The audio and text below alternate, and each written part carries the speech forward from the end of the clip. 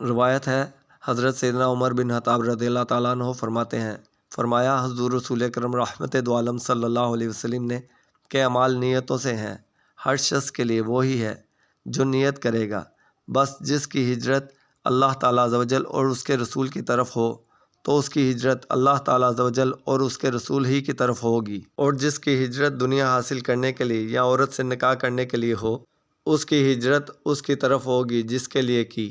حضرت سیدنا عمر بن خطاب رضی اللہ تعالیٰ عنہ کا تعارف۔ آپ رضی اللہ تعالیٰ عنہ کا نام شریف عمر بن خطاب بن نفیل ہے، کنیت ابو حفص، لقب فاروق اعظم۔ خطاب امیر المومنین، آپ قریشی ادوی ہیں۔ کعب بن لوئی میں حضور رسول اکرم رحمت دو عالم صلی اللہ علیہ وسلم سے مل جاتے ہیں۔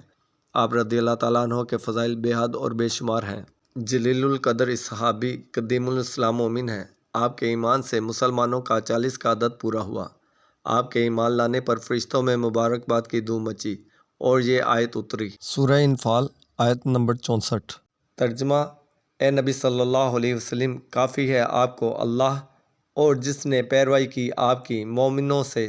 حضرت سیدنا ابوبکر صدیق رضی اللہ تعالیٰ عنہ کے بعد 13 ہجری میں آپ رضی اللہ تعالیٰ عنہ کی بیعت کی گئی۔ آپ رضی اللہ تعالیٰ عنہ کے زمانے میں اسلام بہت پھیلا، بہت سے ممالک فتح ہوئے، قرآن مجید کی بہت سی آیتیں آپ رضی اللہ تعالیٰ عنہ کی رائے کے مطابق اتری۔ 10 سال 6 مہینے خلافت کی، 63 سال عمر شریف ہوئی۔ ذوالحجہ 23 ہجری بدھ کے دن مسجد نبوی محراب النبی میں مصلی مصطفیٰ صلی اللہ علیہ وسلم پر نماز فجر پڑھتے ہوئے شہید کیے گئے۔ مغیرہ بن شعبہ کے یہودی غلام ابو لؤلؤ نے خنجر کا وار کیا۔ آپ رضی اللہ تعالیٰ عنہ کی شہادت پر در و دیوار سے اسلام کے رونے کی آواز آتی تھی کہ آج اسلام و مسلمین یتیم ہو گئے۔ حضرت سیدنا صہیب رضی اللہ تعالیٰ عنہ نے آپ رضی اللہ تعالیٰ عنہ کی نماز جنازہ پڑھائی۔ گنبد خضرا میں پہلو مصطفیٰ صلی اللہ علیہ وسلم میں دفن ہوئے۔ آپ رضی اللہ تعالیٰ عنہ کی روایتیں 537 ہیں۔